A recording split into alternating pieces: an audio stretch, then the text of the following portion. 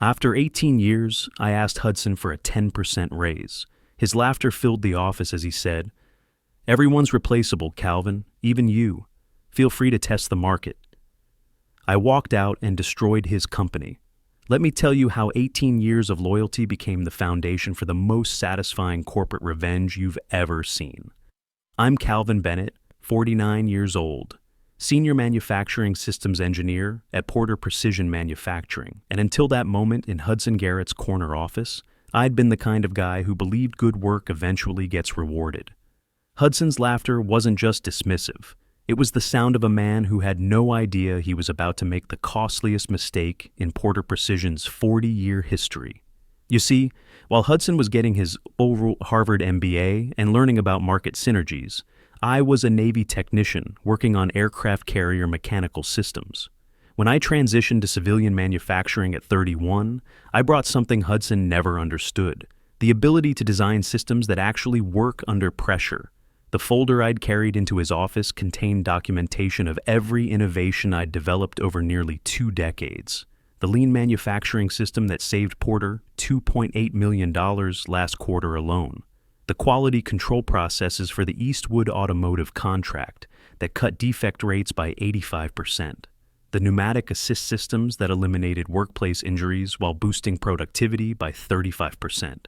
Hudson waved it all away like swatting a fly. "You're essentially a back-office function," he'd said with that fake concern voice. "The board barely knows your name. That's just business. Back-office function. The man who designed the manufacturing systems that actually made every product Porter sold was a back-office function." That's when I realized Hudson had just handed me the greatest gift possible: complete moral clarity about what I was going to do next. Walking back to my workstation, I passed the glass offices of managers who'd been there half as long as me, pulling down 6-figure salaries for attending meetings about systems I'd created. My desk sat in the corner of the engineering bay, surrounded by CAD terminals and testing equipment I'd helped select. From there, I could see the factory floor where my innovations ran 24/7, generating millions in revenue. My computer screen displayed the quarterly newsletter featuring Hudson's innovative manufacturing revolution that had landed the Eastwood contract, complete with a photo of Hudson shaking hands with their procurement director. No mention of the 60-hour weeks I'd put in for 8 months straight to make it possible. That's when I opened my desk drawer and pulled out my ace in the hole, a worn leather notebook containing something Hudson's legal team had never bothered to investigate properly. Inside were my personal project notes from over the years. Every breakthrough innovation Porter had implemented, meticulously documented with dates, development logs, and a crucial detail that would soon become Hudson's nightmare.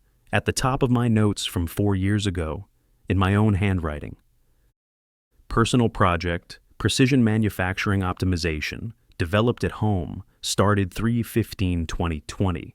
What Hudson didn't know, what Porter's entire legal department had overlooked, was that I'd never signed over the intellectual property rights to my most valuable innovations. The standard employment contract covered work done during company hours using company resources. My breakthrough processes were documented as personal projects, developed on my own time with my own equipment. See, Hudson came from money. Porter Precision was Daddy's company, handed to him when the old man retired 3 years ago. He'd never spent a day understanding how manufacturing actually worked, never realized that every system keeping his company profitable had originated from my home office during evenings and weekends. I pulled out my phone and scrolled to a contact I'd saved but never used: Diana Foster, VP of Operations at Velocity Industrial Systems, our biggest competitor. Over the years, she'd reached out through LinkedIn and industry conferences. Her last message, sent 4 months ago, had been direct. "The offer stands whenever you're ready, Calvin. We need innovators who understand real manufacturing." My finger hovered over the call button for exactly 3 seconds. Then I remembered Hudson's laughter. "Diana Foster speaking.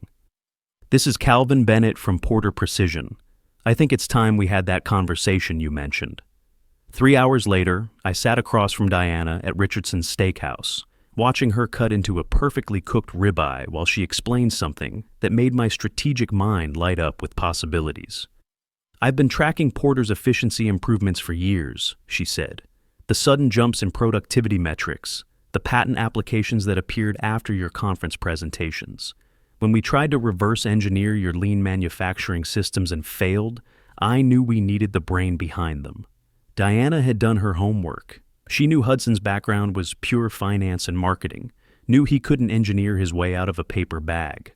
More importantly, she understood exactly what my innovations were worth in the marketplace. VP of Manufacturing Systems, she said, leaning forward. Double your current salary, profit sharing, your own engineering team, but more importantly, recognition. Your name on patents, proper credit for innovations. The recognition hit differently than the money, though doubling my $97,000 salary would certainly be life-changing. Having my name on work I'd actually done meant everything. I placed my notebook on the white tablecloth. I have documentation proving these systems were personal projects. Porter implemented them, but never formally acquired the intellectual property.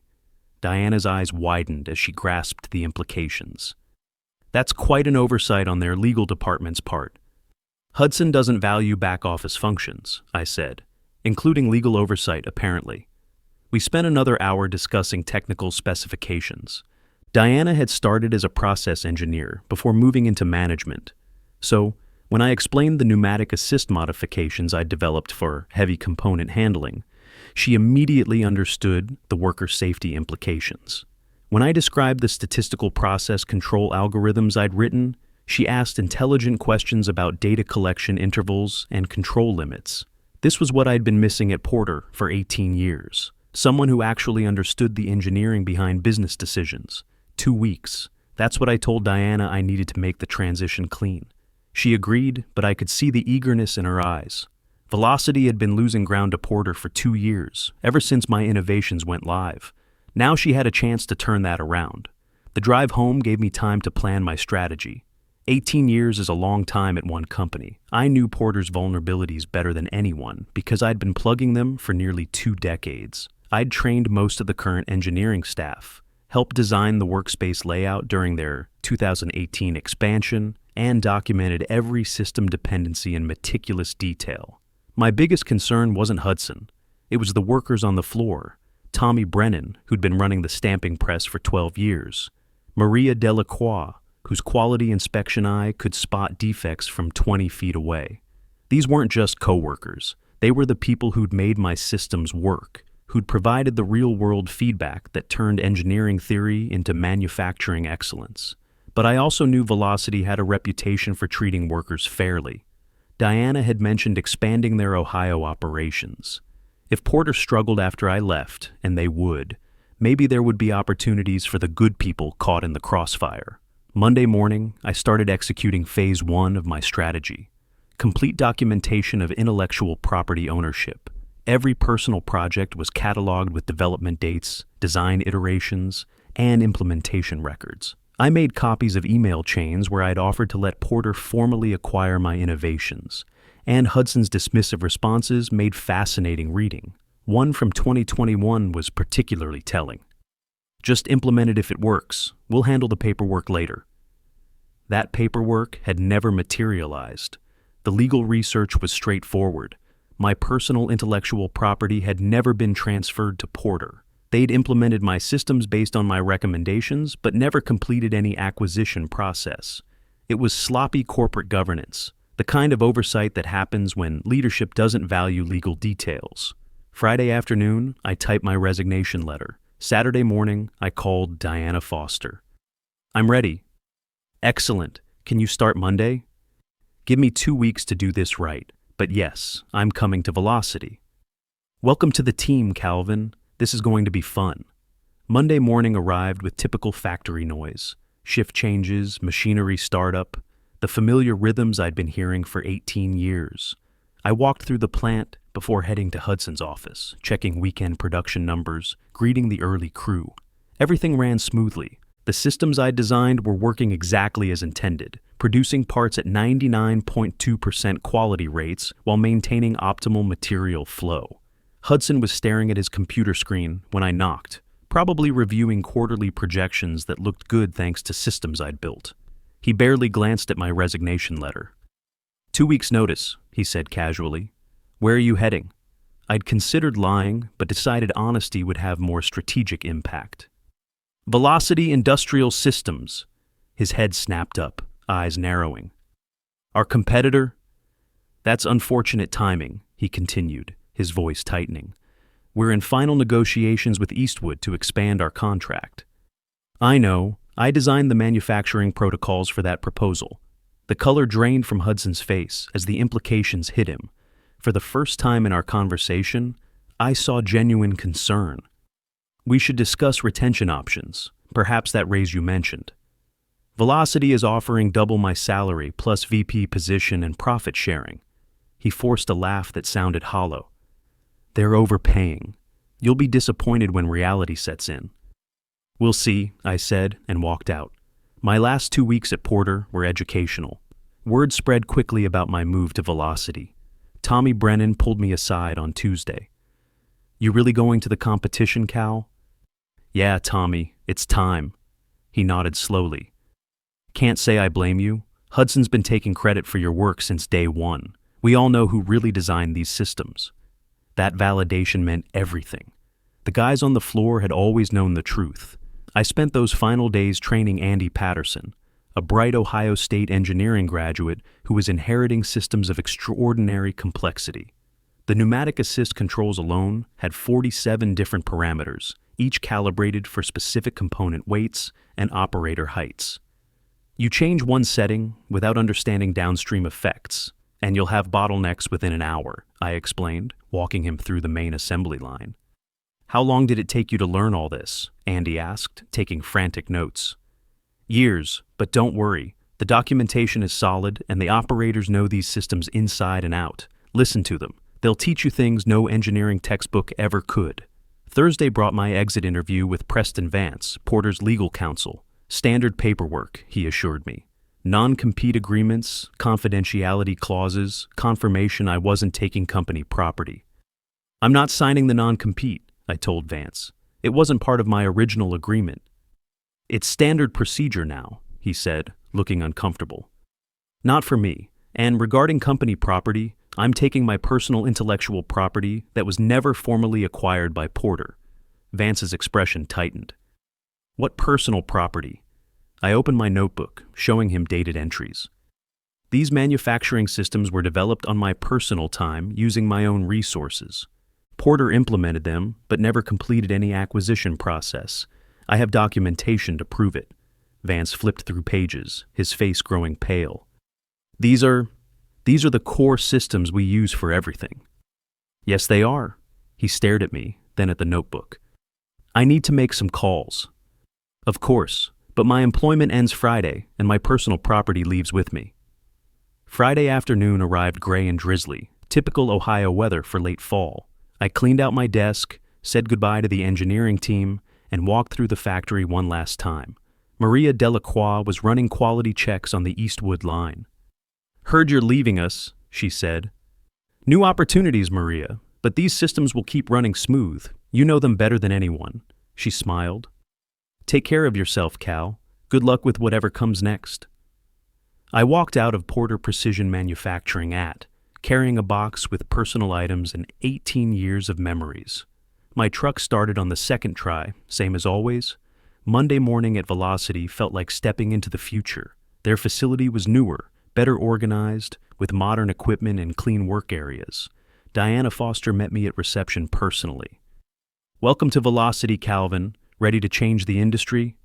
My new office had real windows overlooking their main production floor. I could immediately see areas for improvement. Inefficient material flow patterns, poorly positioned quality control stations, pneumatic systems installed by someone who'd read manuals but never used equipment. Diana introduced me to my team, 8 engineers ranging from recent graduates to industry veterans. They were eager to learn what I'd brought from Porter, but I had bigger plans. We're not here to recreate Porter's processes, I told them during our first team meeting. We're here to build something better, something Porter can't match even if they tried. Over 6 weeks, we redesigned Velocity's entire manufacturing approach. The lean principles I'd developed were just starting points. We integrated predictive maintenance algorithms, improved worker ergonomics, and implemented real-time quality monitoring that caught defects before they became problems. Results were immediate and devastating to Porter's competitive position. Production efficiency jumped 28%. Operating costs dropped 22%. Quality metrics improved across every product line. Workplace injuries fell to nearly zero, and employee satisfaction surveys showed significant improvement. Our sales team noticed immediately. They started approaching clients with performance data Porter couldn't match. The morning Eastwood announced they were switching their contract to Velocity, my phone started buzzing with Hudson's increasingly desperate calls. His voicemail was pathetic. "Calvin, this is Hudson. We need to discuss consulting opportunities immediately. Porter is prepared to offer substantial compensation. Please call me back." 3 months ago, he'd laughed at my request for a 10% raise. Now he was talking about substantial compensation. 3 days later, Hudson ambushed me in Velocity's parking garage. The confident CEO swagger was gone. He looked tired, older, desperate. "This is inappropriate," I said, keeping my distance. "You've put 200 jobs at risk," he said urgently. "Porter is facing a crisis because of what you took." I didn't take anything that belonged to Porter. I took my personal intellectual property that Porter used without proper acquisition. Nobody will believe that. It looks like corporate theft. I have dated documentation of every project, every implementation, every conversation where ownership was never transferred. Your legal team never did their job properly. Hudson stepped closer. "Name your price. Whatever Velocity is paying, we'll triple it." I thought about those 18 years, sitting at my desk while he took credit for my work, about his laughter when I asked for basic recognition. "You once told me everyone's replaceable, even me. I'm just following your business philosophy." The next quarter's results were devastating for Porter. Without the Eastwood contract, they lost 40% of their revenue. Stock dropped 48% in 6 weeks. The board started asking hard questions about how they'd become dependent on systems they didn't actually own. Industry publications ran stories about Porter's mysterious technical collapse. Manufacturing Weekly called it a catastrophic loss of institutional knowledge.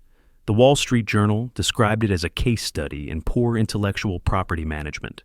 Porter laid off 180 employees. Watching the announcement from my office, each name on the layoff list was someone I'd worked with, someone I respected. Tommy Brennan, Maria Delacroix. Good people who didn't deserve to suffer for Hudson's arrogance. That's when Diana and I launched Operation Opportunity. We committed to interviewing every qualified former Porter employee. Within 6 months, we'd hired 73 of them. Tommy became my lead technician for pneumatic systems installation. Maria joined our quality control team as senior inspector. Then came Hudson's lawsuit. Porter sued me for theft of intellectual property and corporate sabotage, filing extensive documentation claiming I'd stolen proprietary manufacturing processes. Hudson gave interviews about protecting American companies from industrial espionage. The case fell apart during discovery. My dated documentation proved every major innovation had originated as personal projects. Email chains showed Hudson explicitly dismissing the need for formal IP acquisition. Most damaging was a recorded board meeting where Hudson boasted about getting brilliant engineering work without paying acquisition costs. The judge dismissed the case with prejudice, noting Porter's failure to secure proper ownership of innovations they had implemented. Legal fees alone cost Porter another $1 million they couldn't afford. 6 months later, Porter filed for Chapter 11 bankruptcy. Hudson was forced to resign. The board brought in turnaround specialists, but it was too late. Velocity had captured most of their market share, and other competitors had moved into the gaps. Today I sit in my VP office at Velocity, looking out at our expanded manufacturing floor. My team has grown to 20 engineers. We hold 15 patents with my name prominently listed. Industry awards line my bookshelf. But the real satisfaction comes from seeing Tommy Brennan training new technicians, watching Maria Delacroix mentor young quality inspectors, knowing that good people found better opportunities while the man who called them replaceable learned exactly what that word means. Sometimes young engineers ask when they should stand up for themselves. My answer is simple. Don't wait 18 years like I did. Know your worth, document your contributions, and never let anyone convince you that good work doesn't deserve recognition. Hudson's laughter cost him everything. My strategic patience made it all possible.